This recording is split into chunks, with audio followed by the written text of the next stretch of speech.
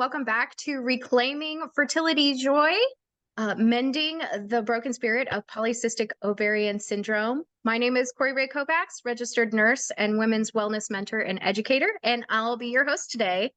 I'm really excited because I have this amazing guest today, Dr. Brandon Bright. He's joining us, and I am so excited to have him here. Dr. Bright was born and raised in Newport Beach, California. As an athlete, he endured many injuries, leading him to sports medicine. He's also interested in hypnotherapy, which led him into neuro-linguistic programming, or NLP, which furthered his interest into Eastern medicine. He then obtained his doctorate in acupuncture, oriental medicine, and herbology. And wanting to dive further, he learned functional medicine, where he became familiar with the most advanced forms of lab testing and integration. He also practices many forms of applied kinesiology, which is a form of muscle testing, to narrow down the problem even further. He's a presence on social media under Holistic Dr. Bright, where he aims to educate as many people as possible of the benefits of addressing health issues from a holistic perspective. Well, welcome to the show, Dr. Bright. Awesome. Thank you. Glad to be here. Really, really happy to connect with you. I really am really excited about having this conversation about root cause and gut health when it comes to PCOS and how those things related. I would like to talk a little bit first about the importance of having hormone testing done when someone is experiencing PCOS. I know this is a very important topic right now, but I'd love to hear your insight into why hormone testing should be done, no matter where they're at in their PCOS or fertility journey. Yeah. Yeah, absolutely. There's a lot of ways to do hormone testing as well. People do blood, saliva, urine, are all the ways to do it. Typically, when you go to your regular doctor, they'll usually do a blood test, and that's just more of like a snapshot of right now what your hormones look like. But our hormones fluctuate throughout the day, up and down. And so you don't know if you took it at the low point or the high point of the day. So doing more of like a saliva test or the Dutch test is probably more of the gold standard. It's just more of a urine test. Will show more of how the hormones fluctuate throughout the day. And then the Dutch test will also break it down even further into kind of more upstream and work its way downstream of all the hormones and how they're processing through the body. So that's really beneficial to look at too. Then we could see what's off and where. We could see which of the estrogens is high and low, which is metabolizing. The other thing with the PCOS is going to be the testosterone and how it's converting into DHT, which is more the toxic version of testosterone. So we kind of want to see these downstream and how they're really working, playing out with each other. For fertility, absolutely. I always do a hormone test for people for fertility, just to see what's going on in there. People often ask, should I take DHEA? Should I take progesterone? I don't know until I actually test for it to see kind of where you're off. This So is really, I'm sorry. I don't like people just go try this and see how you feel. I'd prefer to see how you're off and where you're off. And then I know dosing wise as well. Do you need just a little bit? Do you need a lot? And how often should you take it?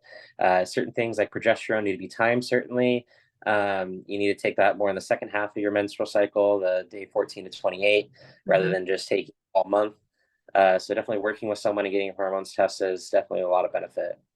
This is really it's really important conversation because there is so much information out there right now about certain supplements and things that you can do to support, but without that testing you don't really know exactly where to start or even what that kind of root cause is.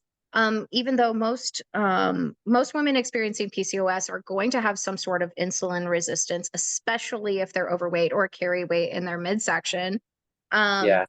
But you really don't know kind of the severity of it unless you do some sort of insulin testing. It's not just as straightforward as your HbA1c or even any sort of glucose testing, 2-hour blood glucose tests. Those aren't, or glucose tolerance tests, those aren't necessarily going to tell you what about your insulin. So it's really interesting when you start getting into these topics about how important getting these specific tests done and then working with a practitioner who is going to look at those from a whole perspective and not just like, oh, are we within normal ranges or are we in optimal ranges? Yeah, I think the insulin's a big one. That's something that the Mm, doctors don't always test. They'll test your blood sugar, A1C, and yeah. insulin's something that I kind of forget a lot. And that's the one of the biggest driving forces of PCOS is this insulin resistance and how that's affecting and wreaking havoc in our entire system, including our Yeah, fertility. yeah, insulin's definitely the number one thing affecting for PCOS specifically. And probably second would be the estrogen dominance. Hmm. Yeah, those two things I definitely look at the most for PCOS. Yeah, and you And mentioned, oh, sorry, we got a so little bit of a lag. I apologize. So go ahead. yeah, the insulin is just there's so many ways it affects us negatively. Affects the quality of the egg. It affects Yes. they have so many insulin receptors too for uh, in the egg and everything. So it's causing a lot of the issues further downstream. But there's just so many ways that the insulin's really affecting us, causing inflammation, Yes. not allowing the egg to fully mature, and then in turn it's going to be affecting our hormones and our progesterone and The all of that. progesterone, right?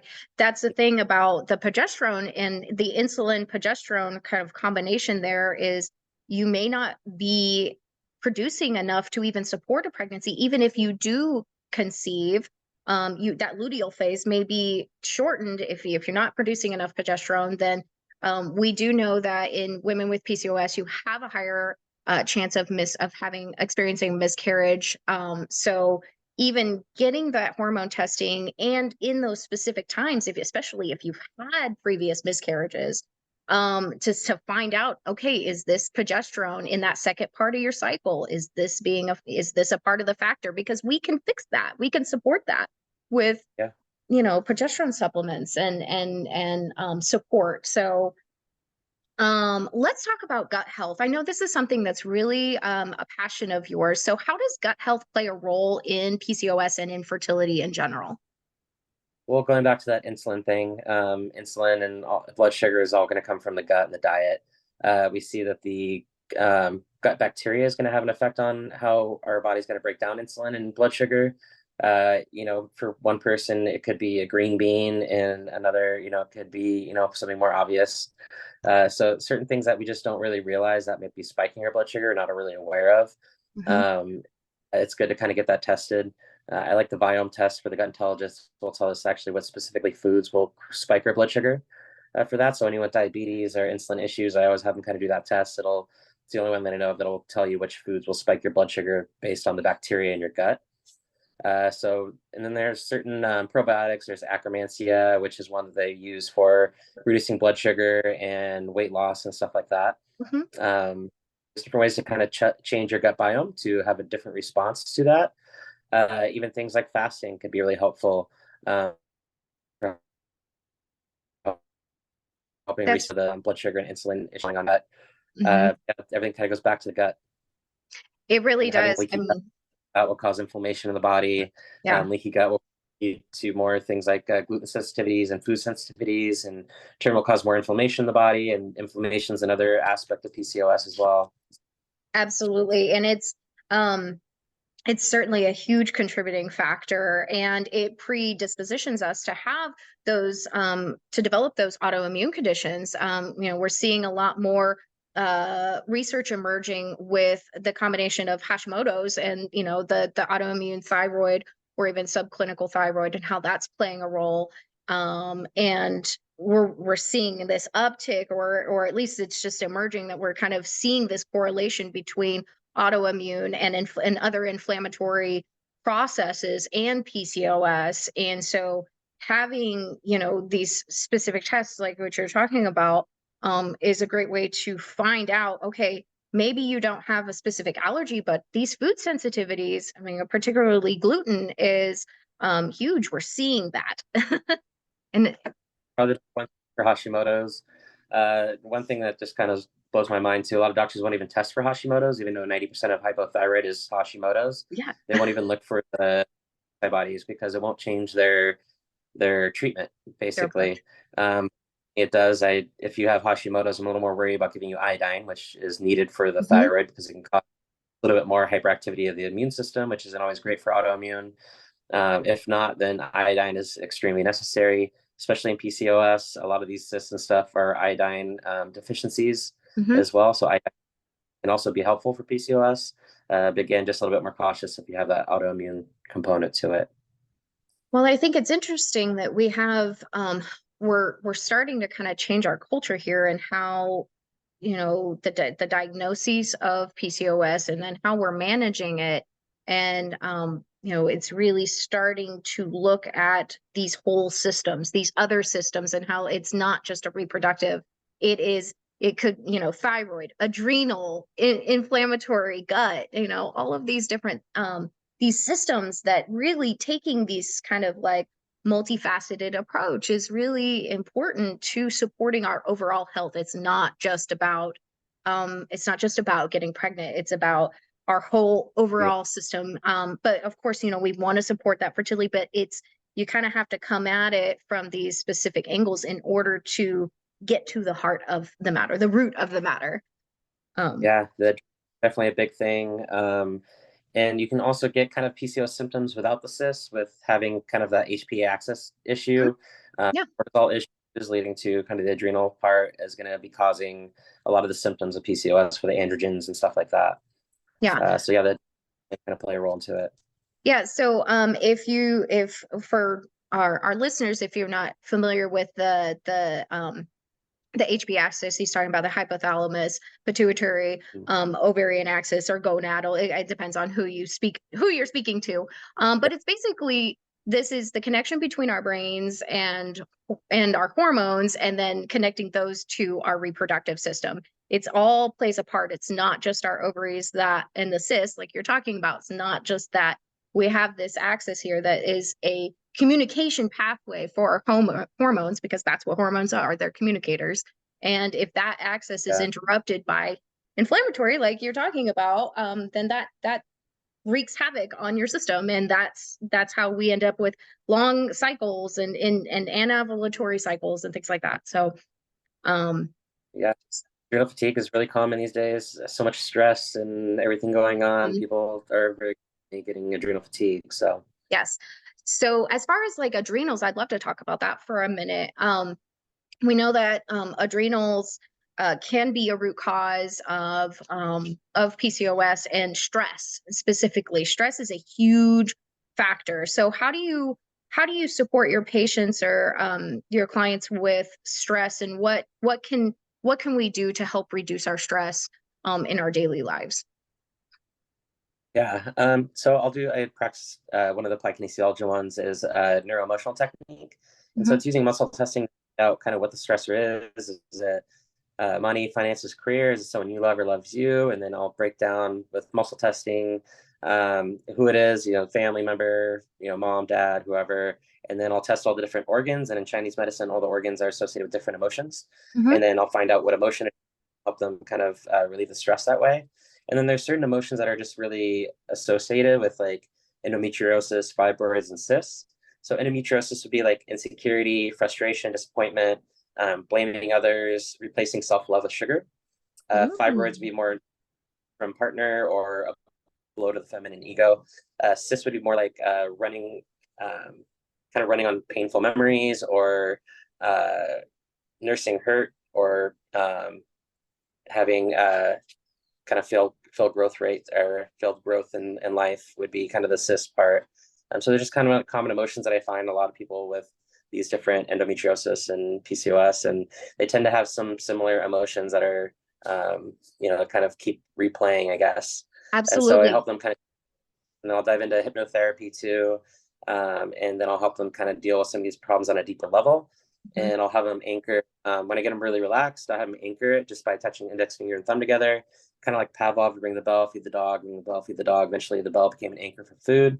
This is like their anchor to get back to that relaxed state. And so if you're feeling stressed or anxious, they can just do that and their body goes back to that relaxed state, helping kind of with any of the stress. Um, Supplement wise, there's a whole group of herbs called adaptogens. They help Mhm. your body adapt to stress. So you can take those, are really good for the adrenals. Things like ashwagandha, any of the medicinal mushrooms, reishi, lion's mane, chaga, all those, redelia, they all help kind of the body adapt to stress for the day, and then they help kind of balance the cortisol. So there's some other ones that I use too very often. Reishi is great because it actually helps prevent testosterone turning into DHT, So I'll use reishi and zinc with that, and that'll Yeah. help kind of prevent conversion. And yeah, that's a really good adaptogen as well.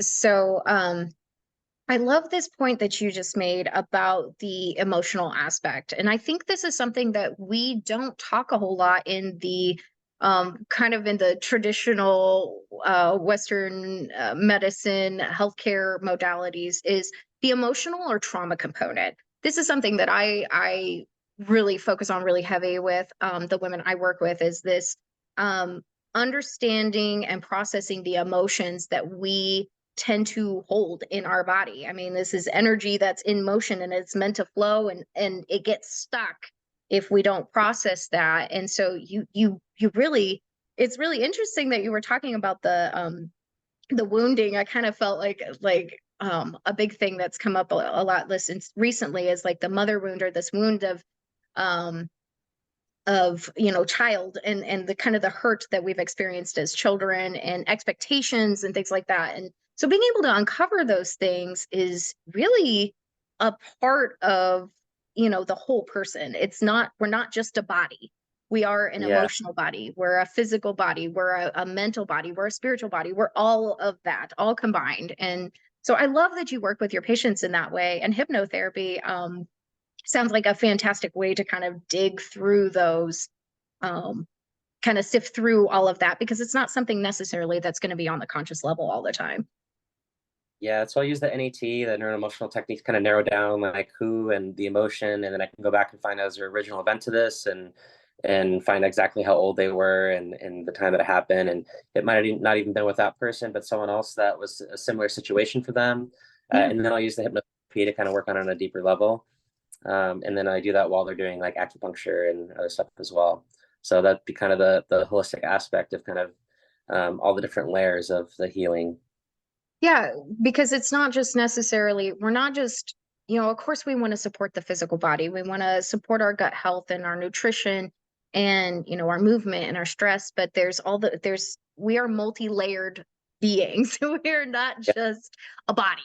yeah, And so there's all these things that we can do to support us in this journey in all of those, even while working with a fertility specialist or all of these things, most of them, as long as everybody's communication on the team in terms of medications and supplements and things like that. But things like yeah, hypnotherapy or stress management, these are all things that we can do while even seeking care in traditional medicine as well. So that's really yeah. great. There's another one, emotional freedom technique, which is more of like Yes, tapping in certain tapping. areas. Hmm. They're all tapping on acupuncture points and stuff like that. All the 10 of the fingers are called Jing Well points. They're all for mental health. Hmm. So I learned that first, and then I went to acupuncture, and I was like, oh yeah, it makes sense why you're using all Why? these and the way that you're kind of humming and rolling your eyes, it's activating all the cranial nerves too to Mhm. kind of also impact. So yeah, it's really it's a good technique and it's easy to learn. You can learn it on YouTube in a couple minutes. Mhm. Uh, a good one to kind of take along with you. There are so many resources on EFT. It is fantastic how people are sharing this particular technique, because it's a great way to regulate your nervous system. It's a great way to kind of clear your to focus and have that mindfulness moment, as well as accessing these pressure points, that you can do at home, and it only takes a few minutes. And so yeah, I'm really glad you brought that up. That's a fantastic suggestion. Um, so what would be something that a person with PCOS can do for their health today?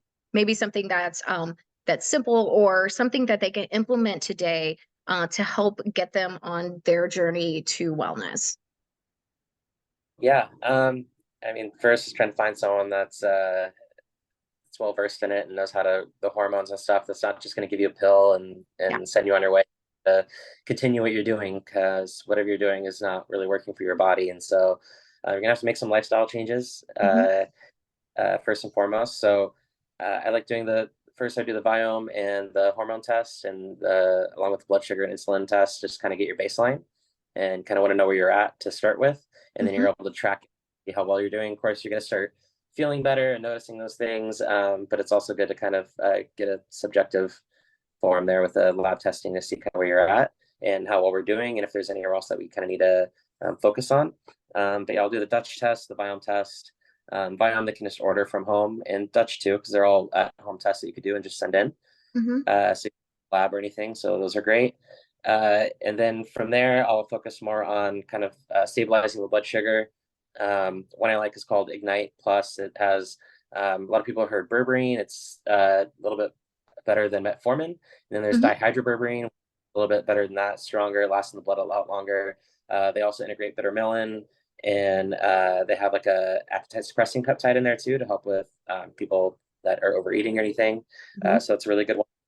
I'll use, depending on what's going on with their hormones, if they have a lot of toxic estrogen, which most people do with the PCOS, I'll use something like nano-emulsified DIM. DIM is from like cruciferous vegetables, and it helps metabolize and detox that Mm-hmm. toxic estrogen, like the healthier version of estrogen. Another good one is, like I mentioned, the reishi and the zinc help a lot with preventing the testosterone to converting the DHT. The DHT is the toxic version of testosterone, which is you're going to get more of the acne and the hair growth and all the unpleasant things that Yeah. people experience on PCOS. So sure that the hormones are being regulated properly would be the other thing I would focus on. You can also, a lot of it's going to be toxins in the body, infrared sauna, exercising, things like that to help the body detox and get a lot of these toxins out that could be also have any effect on your hormones. That'd be something else I would do. Again, with the stress, different things for the stress, the EFT, the NLP, the hypnotherapy, and NET, all that stuff was really great for stress. And yeah, those are probably the biggest things that I focus on. Stabilizing the blood sugar, detoxing the estrogen, uh, stabilizing the testosterone and the androgens, Mm-hmm. and then just making sure kind of lifestyle changes of eating better and avoiding Right. those foods that are going to spike your blood sugar. I think it's, you really kind of hit the nail on the head there, getting the right people on your healthcare team, supporting your, reducing your stress, taking a walk, moving your body, swapping some of those foods, and then, getting some tests done, to help find the right supplements and the right support that you can give, in addition to, switching your nutrition or helping that really there are things that we can do to help these things, and we're not, Mm. we're not powerless. We they say that PCOS does not cause infertility, it's a subfertility. There are things that we can do to help improve our symptoms, to help not only improve our fertility but our overall quality of life. And that's, I mean, at the end of the Yeah, day, this is the life. This is our life. This is what we get to live. So yeah, that our life now matters too. And so having this support and knowing that you're not alone, knowing that you're not the you don't have to go all this alone. You don't have to figure this out all by yourself. There are those of us that are out there that are want to support and want to help find find the root cause, find what's going on, and then, getting you on the right track and making a plan to help you get there. And that's really, really great. and the other aspect would be the methylation. Methylation is often overlooked, and we see that as a very common thing for miscarriages. Just the poor methylation. It's a more genetic thing. You can do a genetic test to see if you have MTHFR or COMT or some of these genetic issues. And as part of like the Dutch test too, it'll show you how the estrogens are detoxing, and then the last portion is the methylation.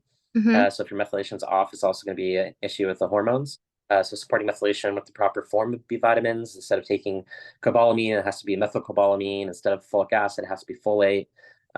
Things like that will help with your methylation significantly, and in turn help with the hormones and help with there's you can also test your homocysteine to see if your methylation is not methylating properly, and then from there we can kind of figure out what's going on. But genetic test would be the easiest way. Can you kind of explain to for those that may not know what methylation is, can you kind of explain that in layman terms so they understand like just the very basics of it, Yeah, and how that could play a part in in sure. what's going on with them? Yeah, it's basically it's really important important. If you think of your genetics as like a room full of switches of possibilities, methylation is kind of the thing that's deciding what's getting turned on and off.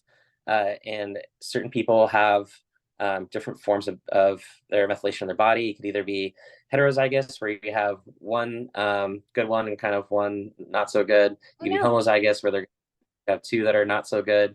And then depending on that will depend on how well you're methylating. Methylating will have to do with how well you're detoxing certain toxins out of your body, how well can have to do with depression and anxiety and all that too, if you're not getting your proper forms of B vitamins. So methylation is a huge part of all of us. A lot of people you'll see in babies will have either a tongue tie or a stork bite, or they have some of these kind of signs and stuff of Yeah. the poor methylation. You see a lot of the autism and stuff is also poor methylation issues. So supporting methylation, one I like is Inspire Cell is really good for supporting all the methylation. You're seeing a lot of these reports of kids starting to talk again that have never really talked. So methylation can have such a huge impact on a lot of people. That's really interesting. My daughter has But yeah, that sugar bite or the sugar bug. yeah, yeah, And I've not heard that before, so that's something for me to look at. Yeah, so thank you so much for saying that. But yeah, that it's really interesting how our bodies kind of give us clues to these little things if you know what to look for. And it sounds like that's kind of one of them. And something that's not necessarily talked about very much. So I'm really glad you brought that up in terms of how those genetics and kind of those switches get turned on. And that's going to be unique because we all kind of have different environments. We have different, genetic lineages and things like that. And it's like this huge combination of how those things are turned on and how they play this integral these pieces that play together and how that impacts what is going on in our systems. And yeah, so taking that into consideration when doing supplements is important, and why testing, like what we said in the beginning, why testing is so important. So, yeah. um, okay, so if there's of course I will post links to your socials and everything. Are you currently seeing patients in person and online as well? Or if somebody's interested in Yeah, working with you, how can they work with you? yeah, both virtually and in person. In person, I'm in Orange County, California. Okay. So if you're local, then great, we can do in person. If not, I do a lot of my virtual on Tuesday and Friday. Okay. So I work with people from all over the country, even in Canada and Australia and other places of the world as well. So yeah, I'd What's love the best to way help people everybody I can, can.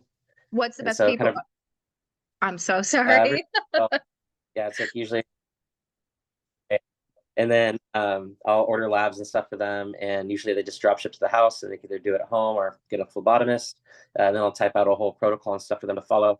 And then there's also like a chat feature on there too. They can ask questions throughout the month if they have any questions. Okay. Best way to get a hold of me, you can find me on Instagram, Holistic Dr. Bright, or you can email me at brandonbright@gmail. And then I have a website as holisticdrbright.com as well. Excellent. Of course, I'll post all that so that way, those of you that are here, if you'd like to learn more, and speak to Dr. Bright, then you can get a hold of him on Instagram or his socials or through email. So thank you so much for sitting down and having this fantastic conversation with us. I would like to ask you one last question that I've been Okay. asking all of our speakers. So, what is the one thing that you would say to a woman going through infertility with PCOS that could help bring her hope? Uh, it's not, it's just a diagnosis. It's not something that, that it's not, it doesn't identify you, I guess. Yes. It's, you can definitely work through and get over. I've had plenty of women with PCOS get pregnant, have babies. My mom had PCOS and endometriosis and had me still. So there's still a possibility. And if you just work with the right person, you'll start seeing changes. And there's definitely hope for you. Absolutely. Well, that was such a wonderful message. Yes, you are not your diagnosis. You are a person, and there are things that you can do. You can take power back. So thank you so much, Dr. Bright, for spending some time with us. And I really, really appreciate it. And I hope you have a fantastic day. Thank you. You too.